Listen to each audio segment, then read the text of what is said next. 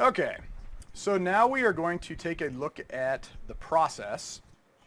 So until now, with VHDL, we have only had the ability to model a combinational logic circuit. Okay? And if you think about what a combinational logic circuit is, it is one whose output only updates when the input changes. Okay? So this is great when you want to model a circuit that looks like this, and you want to do something like a truth table, implement a truth table. Because if any of the inputs change, the output should be updated. And in VHDL, we use concurrent signal assignments to do that. Now, we had multiple concurrent signal assignment techniques to do this. We had logical operators, we had selective signal assignments, we had conditional signal assignments. But all of them were unique in that they existed outside of the architecture after the begin statement, and every statement was executed concurrently and independently. Okay? But when you think about sequential logic, things like a D flip-flop or a finite state machine, well, let's just look at a D flip-flop, for example. This device needs a different modeling technique because how does this work? The Q output of this device is only updated on the rising edge of the clock. What that means is the signal assignment to Q is not continuous. It is not always being made. Or said another way, if D changes, the input changes, it doesn't matter. Okay? It is not updated every time the input changes. And even if you considered the clock an input, it is an input into a D flip-flop, even when it changes, it's not always updated because a clock does have a falling edge in which Q is not updated. Okay? So what we need is we need a way to make a signal assignment that is based on an event, not just a regular change on a signal. Okay? Now, the event will be most likely a change on a signal, but it might be only a specific change on a signal. Okay? So that's what we're after. We need a way in VHDL to model sequential logic behavior, or said another way, a signal assignment that's triggered by an event. Okay, that gets us to what we call the process.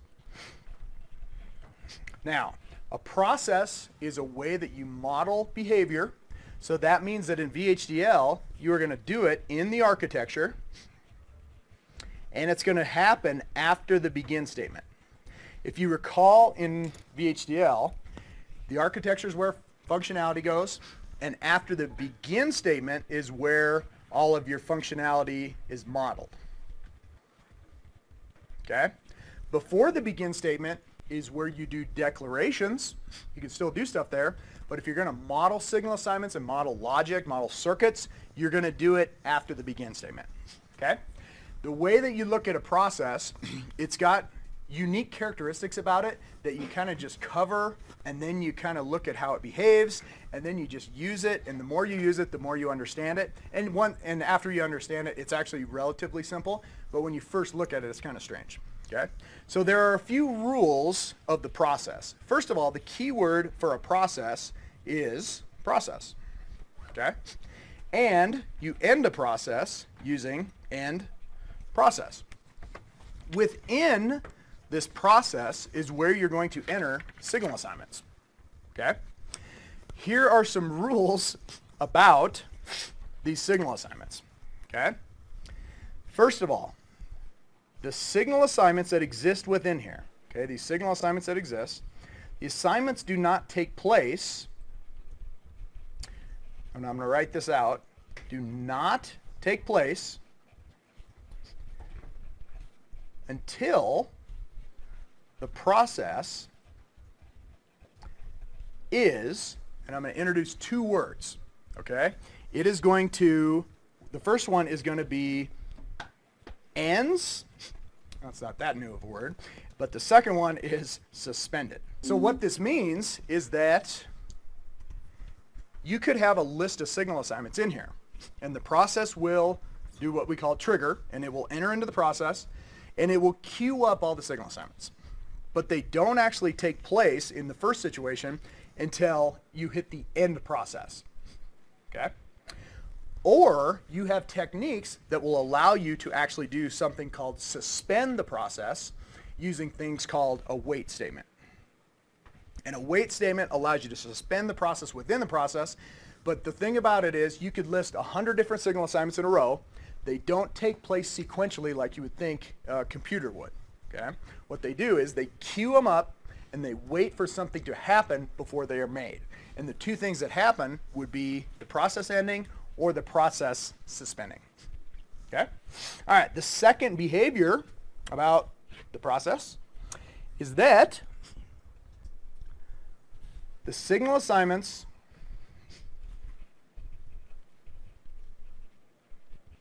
are only made once. Okay? And what I mean by that is that when you enter the process, they go inside, they are queued up, and then they are executed. When the process ends, that's it. They do not automatically loop unless you set it up that way. Okay? So it's just a one-shot thing. They only get assigned one time.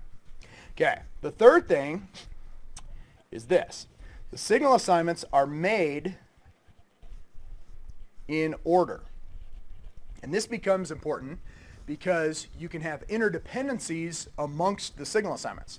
If you think about it, if this was not here, if these process words were not here, and you made some sort of assignment to X and Y, these would be called the concurrent signal assignments, and they would be made independent at the same exact time, okay? Because they're modeling parallel circuitry. But in a process, they are queued up in the order that they appear. The reason it's important to think about the queuing up of them is because there will be times where if you have X as an argument for an assignment that occurs later, it is not updated in a sequential manner. Okay? It is not updated automatically. This allows you to do things like model registers transferring information.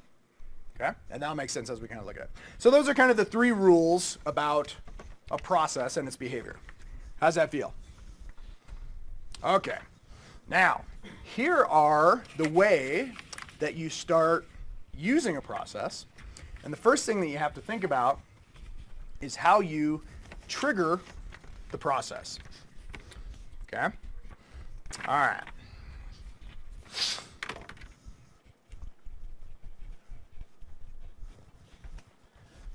The first thing that we look at of how to get the process to go is called a sensitivity list.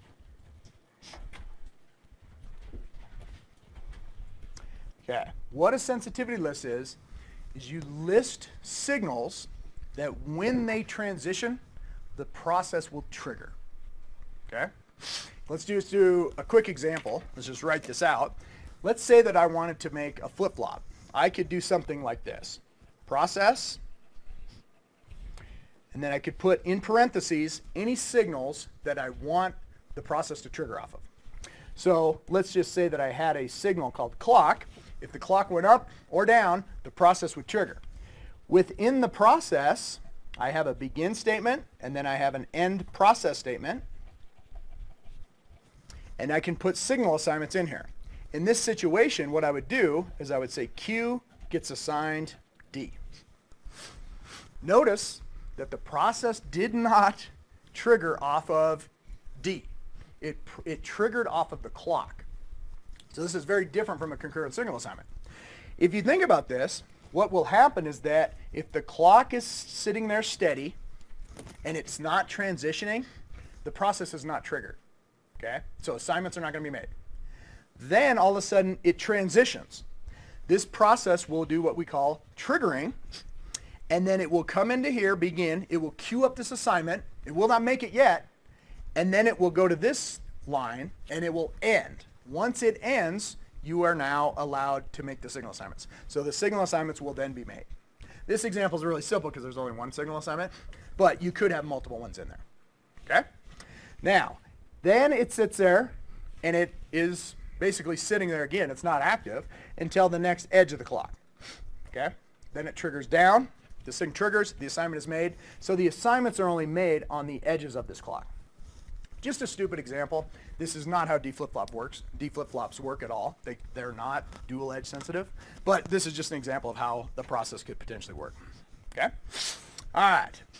If I had multiple assignments in here, due to the way that they are evaluated sequentially, like let's say that I had a process, and this time I'm going to trigger on the clock again, and I'm going to do a begin, and I'm going to say Q1 gets assigned D1, Q2 gets assigned Q1, Q3 gets assigned Q2, and then I'll end the process.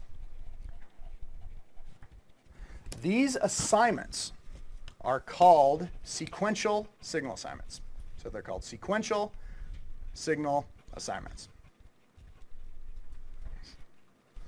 The reason is because they're queued up in the order that they appear, and then they are assigned once you hit the end process. Okay? This is what I mean by modeling something that's a register. If you look at this, you could potentially have some block, some flip-flop or register, in which D1 comes in. Okay? And then it has an output that's called Q1. Notice that Q1 is used as the input into Q2. And then notice that Q2 is used as the input into Q3. So in this situation, you could have something where you have like a chain of registers that propagate through a piece of information, but it's only when there's an event on the clock. This will be much, much different than if you came along and had this happen. Okay? If you did this, these would be considered concurrent signal assignments. You know what they would look like? They would look like this. You would have D1 is assigned as a wire to Q1, Q1 is assigned as a wire to Q2, and Q2 is assigned as a wire to Q3. As soon as you run that, that's like saying just connect D1 to Q3 and call it a day. This is concurrent signal assignments. These are sequential signal assignments. So that's the whole magic of a process. Ultimately, what you're after is you're after the ability to trigger on an event so you can model sequential logic. Make sense? All right, life is good. Question. Yes. Does it matter which one you pull from, just as long as it's gone before? For instance, Q3, I could easily pull it, make it equal to Q1. In this example, it was just a chain. I was just trying to illustrate that it's a chain.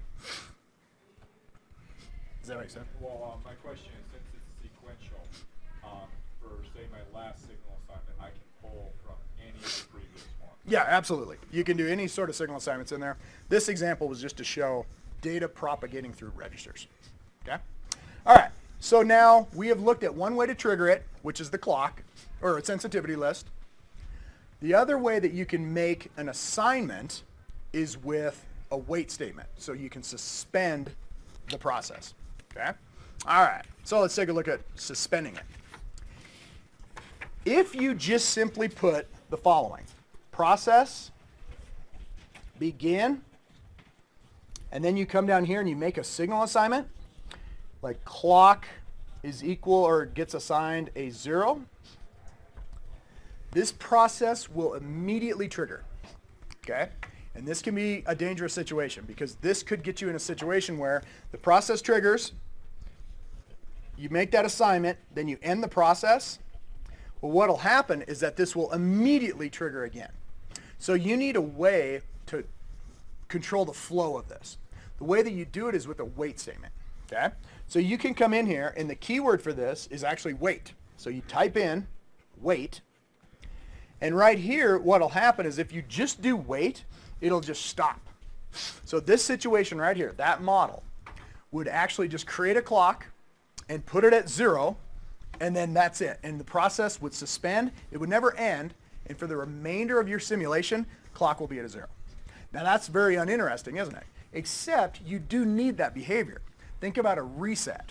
Okay? In a reset in a simulation, a lot of times what you want to do is you want to start it high for just a nanosecond, pull it low, and then leave it there forever. You would accomplish that with a process and a wait statement. Let's build on this by doing more than just setting it to a DC level. Let's set it to something high, something low, and then forever. Okay? So let's take a look at a reset example. So I'm going to say process, begin, and I'll have a reset, make an assignment. Let's make it a high. And then what I want to do is wait, but I want to wait for an amount of time. The syntax that you use to model that is using wait for an amount of time. So in this situation, what I could do is I also put the keyword for, and then I put time. So let's say that I did 5 nanoseconds, boom. So here's the way that this works. The process immediately triggers, it comes into here, the reset assignment is queued, then it sees the wait, and it makes that assignment. Then the process control is 5 nanoseconds later, it will end its suspension. It comes into here, hits wait, is suspended, it waits for 5 nanoseconds, then it goes to the next assignment.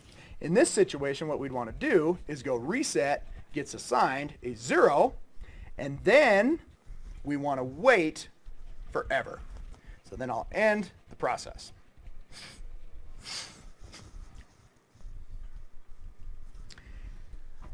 This one will never hit the end.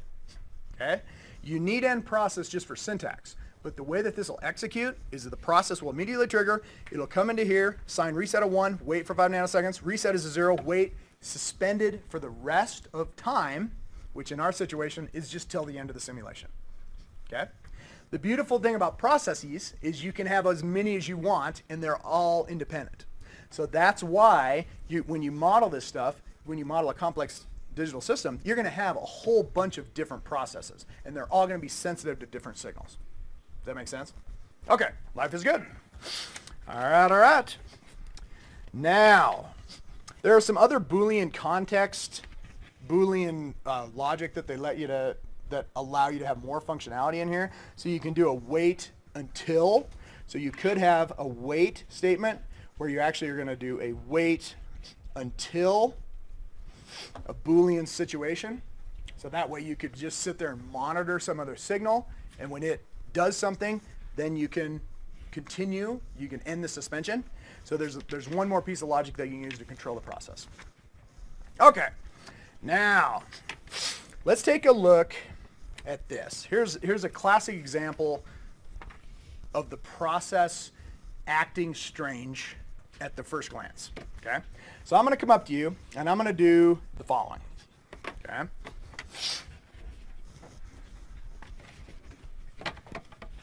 I'm just going to put the book right on here, and we are going to look at this because it's a little cleaner than what I can write. Okay. Can you see that? I'm going to have a system that has an input called A and an output called F. Input, output. I am going to come into this thing, and I am going to use a process, and I'm going to build up some behavior. Okay? What I'm going to do is I'm going to have the process trigger on the input A. Now, within the process, what I'm going to do is I'm going to create a signal that I can use, and then within the process I'm going to do A, it's assigned to B, and then I'm going to do an inversion of B and assign that to F. And then the inversion of B gets assigned to F. What do you think F is going to look like relative to A? Instinctively, you would say it's going to be the inversion of A. Okay? Let's take a look at what happens, and this will help kind of think about how the signals move through the process. So I'm going to have A on here, okay, and it's going to transition. Every time it transitions, the process will trigger. You'll go in and you'll make these assignments. But these assignments are not made every line. They are queued up and only made at the end. So here's the way to think about this. If everybody's at a 0 to begin with, so everybody's at a 0, A is equal to a 0, B is equal to a 0, F is equal to a 0. When we start the process, when we trigger it, A goes to a 1. So now within the process, A is equal to a 1. Agree? Everybody else queues up these assignments based on that, but the assignments are not made until the process suspends. So take a look at this. I come into here, and A is a 1, and it's going to be assigned to B. But it's not made yet. When I come to this line, you're going to get the inversion of B. What is the value of B within this process at this moment in time? It's still 0. So you're going to take an inversion of B, and you're going to assign it to F. So that means that F will be equal to a 1. So indeed, what happens is that you come along, and B and F are both assigned to a 1. Let's do one more. The thing will trigger again, so then it ends, end process, the assignments are made, and everybody's updated. So now at this point, F and B are now a 1, including, and also A is a 1, because it was what triggered the process. Now I come along, and at this moment in time, A is going to transition from a high to a low. So when you enter this process within here, right over here, what is A equal to? 1. No, the transition from 1 to 0 triggered the process. So within the process, A is a 0. Okay? But what is B within this process? B is still at its past value. It's still at a 1. So what will happen is that the new value of A, which is a 0, will get assigned to B or queued up to assign to B, but it won't take place that line. This now will get queued up also, but in this situation, B was still a 1. So it is going to invert, or excuse me, yeah, it's a 1. It's going to get inverted to a 0 and assigned to F. So that means that both B and F will get assigned 0s. So then you get that. And this will continue forever. And you will not get this inversion behavior whatsoever. What you'll actually get is that F will track A. And this has to do, or this example is just to make you think about when the process triggers off of a signal, within that process, the signal that it triggered off of, the value you use is whatever it went to. So in the situation where it went from a 0 to a 1 and it triggered the process, within the process, you use the 1 value. But everybody else uses their past value to make these queued up assignments, and then at the very, very end, they all go shunk, and they all make the assignment. Okay? If you wanted to model that F was the inversion of A, what would you have to do? You could do this. Get rid of the process altogether and just say A gets assigned to B, and then F gets not B. That models exactly what you would think. The first one is an independent circuit that is just simply a buffer. A gets assigned to B. That's what it looks like. And then this is an independent circuit, which in this situation is an inverter. So B gets inverted and then assigned to F. This would then give you the intended behavior. How's that feel? Okay. That's really the strangest thing about a process. You just have to think about what triggers it, and that when you go through the assignments, they are not made line by line. They are queued up and only assigned at the end. Okay? All right. The last thing I want to say about a process is you can have variables within the process. A signal is a real wire. Okay? A signal cannot be declared within a process. It has to be declared above the begin statement. But within the process, there are times where you might want just a temporary thing that you can assign to, a temporary line. You are allowed to create variables, and the keyword is simply variable. Okay? So the variable, the keyword, you put variable after the keyword process, and then what you do is you give it a variable name, and you have to give it a type, and then you can assign it an initial value if you so choose. The rules of a variable are this. Number one, they only exist within a process. Okay? And you wonder where I'm getting this from? Right here. They are defined before the begin statement, and they vanish as soon as the process ends. That means nobody else can see your variable within the process. That's why you could have 20 different processes, and you could have variables inside of each of them and call them all A. That's fine. No process can see anybody else's variables. That's a good thing. Okay? Then the assignments are used to a little bit different. They're not the, greater than, less than thingamajig. They are a colon equal. Okay? And then they are made instantaneously. So this gives you the other functionality that you might want, which is, I don't want a sequential signal assignment because I'm trying to model something a little bit different. But a process by itself won't give me that. It queues them all up, and then it makes it all at once. But if I did want to model some behavior that did do an instantaneous assignment, I would use a variable. But it's important to think about a variable as it vanishes afterwards. Yes? Would this be a way to get that inversion functionality in a process? Yes, absolutely.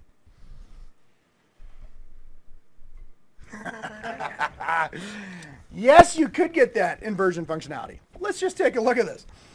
In this situation, I'm going to have that exact same thing. I've got a process that's going to trigger off of A, but when I come into it, I want that instantaneous assignment, so I'm going to go ahead and create a variable called temp. I'm going to make it a type bit, and I'm going to initialize it to a 0. Then when I start this process, these assignments, the first assignment will be A goes to temp, and it's instantaneous. Then temp will get assigned to B, and then not temp will be assigned to F. The reason that it works then is because temp was updated instantaneously, and F got the inversion of it. In this example, B is useless, right? We didn't even use it. It was a signal in our system, but we just assigned it a variable for no reason, okay? If you look at the waveforms, B in here would be tracking A instantaneously, but it was just an example of how you can assign a variable to a signal, but then F gets you that inverted behavior. Okay, the best way to learn processes is to just use them over and over.